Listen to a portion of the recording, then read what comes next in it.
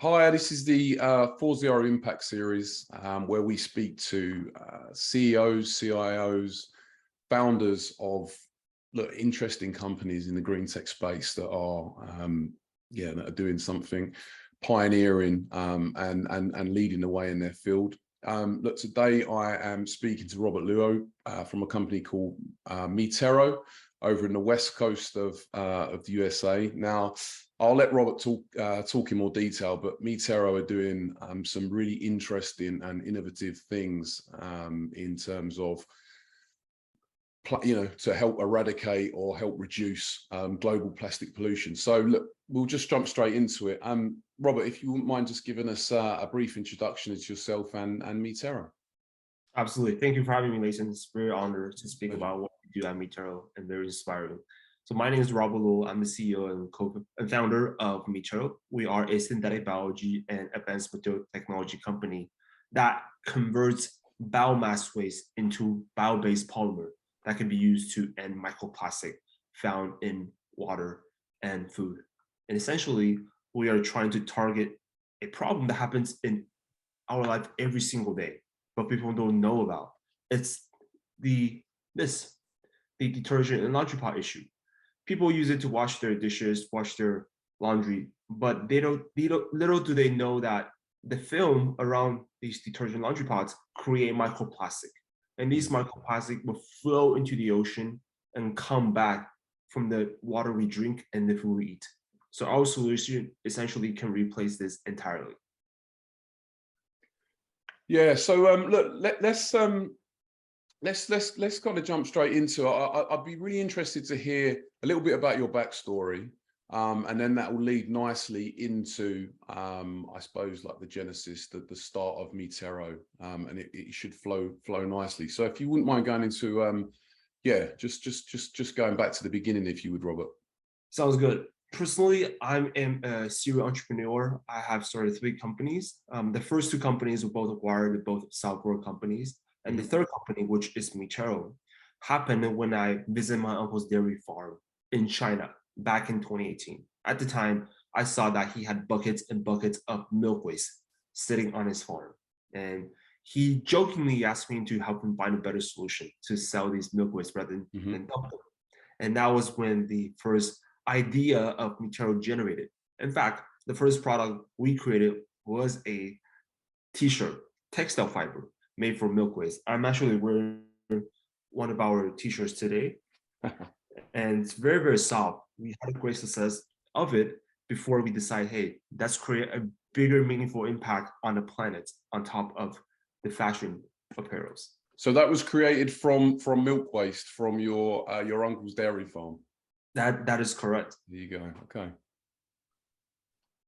And then talk to me about Mitero. So what that was that was the start of the idea, and then it was more around how can we amplify the impact? Where can we go with this? Right.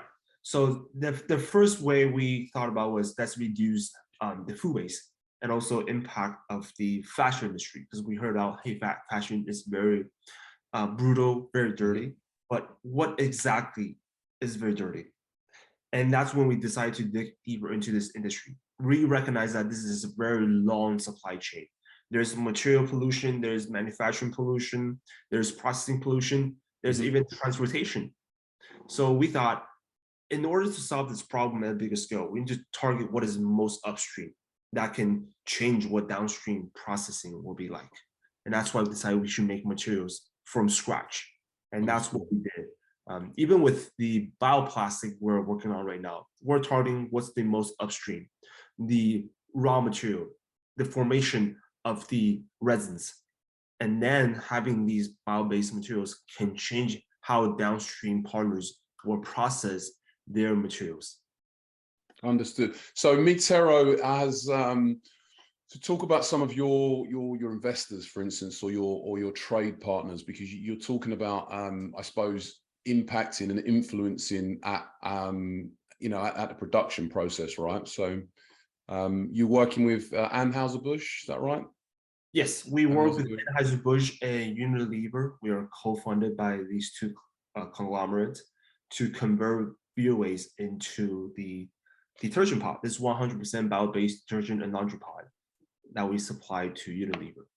Right. Okay. So from the biomass that's created as a byproduct of brewing beer, essentially. Correct. Right. Interesting. So what's happening to that now? What would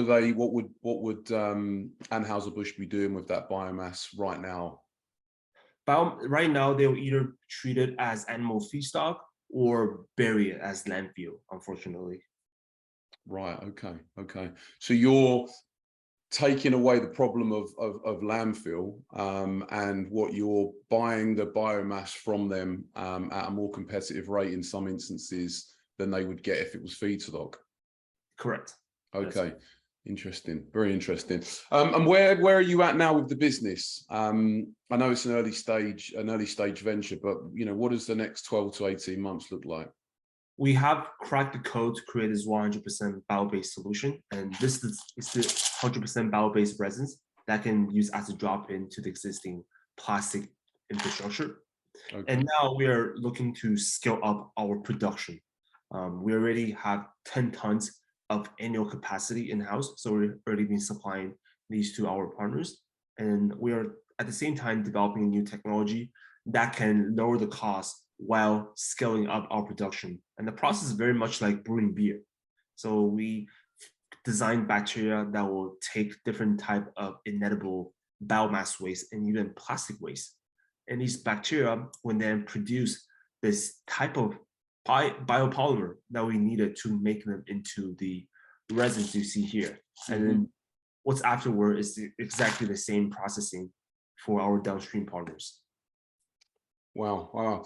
So so in conclusion, the next 12 to 18 months is about scale. It's about increasing the production process and just acquiring what more customers and I suppose 10xing the impact.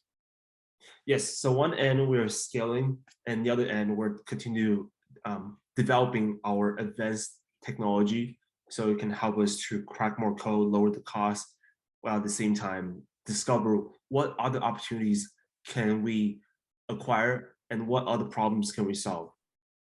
Brilliant, brilliant. Look, it's a really impressive story, and yeah, all of this before the age of 30. Well, I think for anybody that wants to start a business, my recommendation is you want to try early when you have the capability to fail. When you have a family, it's harder for you to jump out for your day-to-day job. Cool. So try something, find a co-founder, and that you can build a dream team together, build a strong mission, and also do customer discovery before your idea becomes a legitimate business. Understand what is the problem in the market and how can your solution help the customers solve their problems.